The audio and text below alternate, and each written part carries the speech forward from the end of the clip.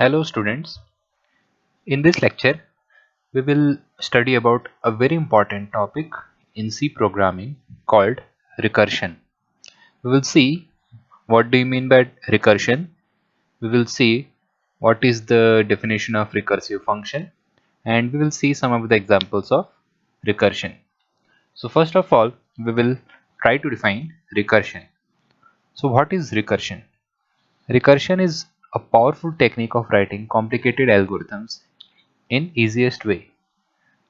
So basically recursion can be defined as the process of a function by which it can call itself. So a recursive function is a function which calls itself again and again using smaller values, either directly or indirectly. For example, if we have to find out the factorials, so the formula of factorial is given as factorial n is equals to n into n minus 1 into n minus 2 up to 3 into 2 into 1. So a factorial n can be written as n into factorial n minus 1. Again it can be written as n into n minus 1 into factorial n minus 2 up to 3 into 2 into 1 times. So obviously this factorial function is calling itself again and again on n, n minus 1, n minus 2 and so on. So this kind of procedure is known as recursive procedure. So a recursive procedure is one in which a function calls itself again and again.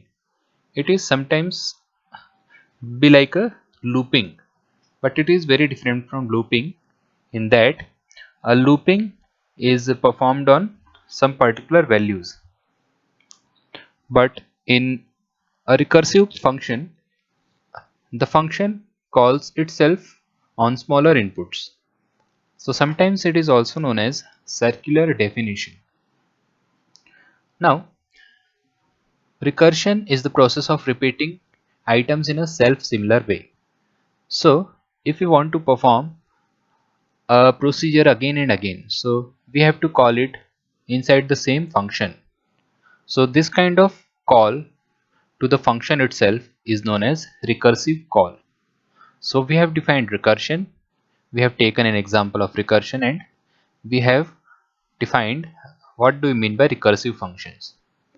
Now in recursion there is a particular condition that it must define an exit condition, otherwise it will go into an infinite loop.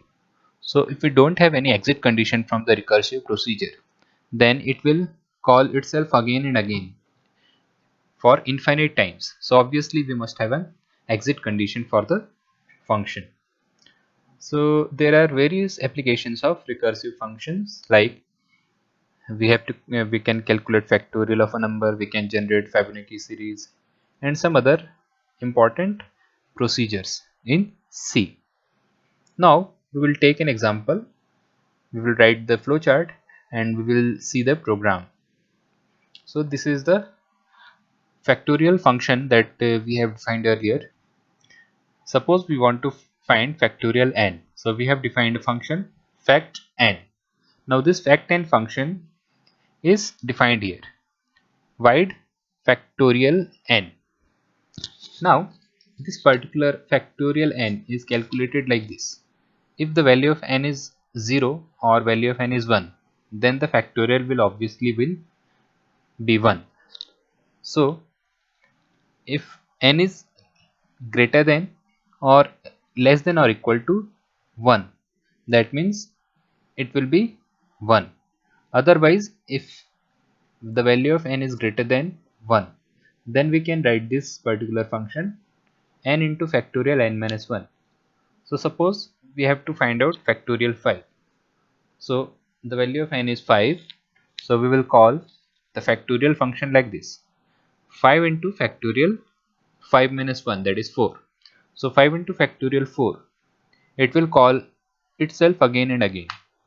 So this particular recursive procedure again goes to function definition, and again it will calculate the value of n, and again this factorial recursive function will be running here. and at the last when the value of n becomes 1, then it will return the value of factorial in terms of f. So this is the simplest of recursive procedure. Now the program here, the same flowchart that we have discussed earlier, it is written in form of program.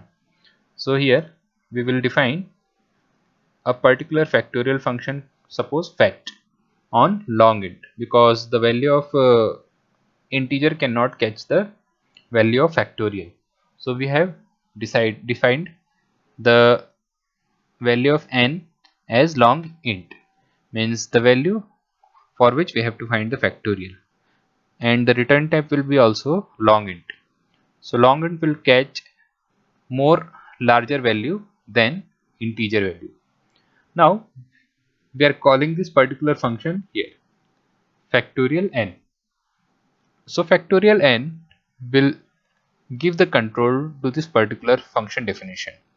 So this function definition will be written like this function prototype, using its return type, using the name and the parameter. This formal parameter will be used to calculate the factorial n. Now as per the flowchart that we have discussed, if n, the value of n is 0 or 1, then we have to return 1, the value of n is equals to 1, else return n into factorial n minus 1. Now you can see that this fact long int n, it is called by this function factorial n minus 1. So this is a simply a recursive function call to this function. Now the value of n becomes n minus 1.